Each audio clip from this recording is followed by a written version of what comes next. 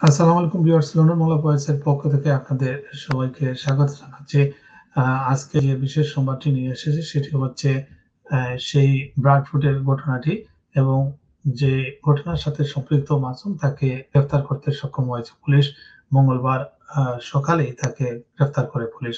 আপনারা জানেন যে গত শনিবার আ ৩:৩০ টায় আ ব্রাডফুডের সিটি সেন্টারের সামনে মাসুম তার স্ত্রীকে ছুরিকাঘাতে হত্যা করে এবং এই ঘটনার পর থেকেই ট্রেনে তোলপাড় সৃষ্টি হয় এবং মাসুমকে গ্রেফতার করতে পুলিশ বিভিন্ন জায়গায় অভিযান শুরু করে এবং অবশেষে মঙ্গলবার সকালেই তাকে গ্রেফতার করতে সক্ষম হয় পুলিশ।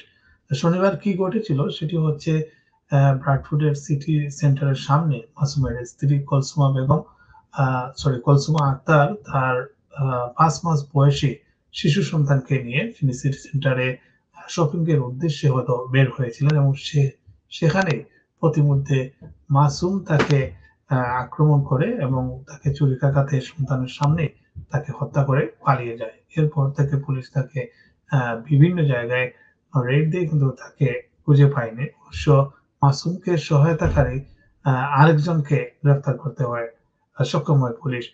আর তারা আ আমরা যেটুকু জানতে পেরেছি যে মাসুম এবং তার স্ত্রী কুলসুমা আক্তার ২ বছর আগে বাংলাদেশ থেকে স্টুডেন্ট ভিসায় তারা এসেছিলেন।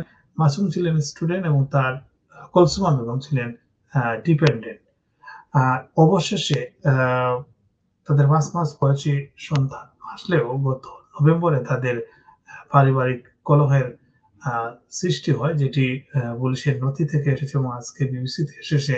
সেটিতে বলা হচ্ছে যে নভেম্বর মাসে কলসুমা আক্তার তার স্বামী হাবিবুর রহমান মাসুমের বিরুদ্ধে অ্যা হত্যার হুমকি এবং নির্যাতনের অভিযোগ আনেন এবং পুলিশ তাকে গ্রেফতারও করে এবং অবশেষে নভেম্বরে তিনি জামিনে মুক্তি পান। যদিও তিনি অস্বীকার করেছেন যে তিনি হুমকি দিয়েছেন কিংবা তার স্ত্রীকে নির্যাতন করেছেন।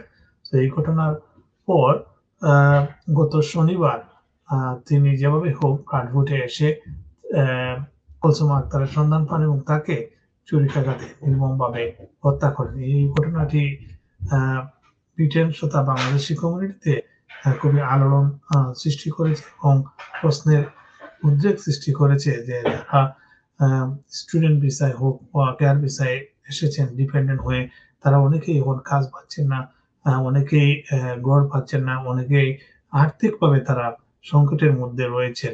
এই অবস্থায় প্রায় প্রতিটি পরিবারে এই ধরনের যারা আসেন তাদের পরিবারে পারিবারিক কলহ এবং অশান্তি সৃষ্টি হয়েছে এবং অনেকেই আমরা জেনেছি যে আলাদা, আলাদা থাকছেন বাধ্য হয়ে।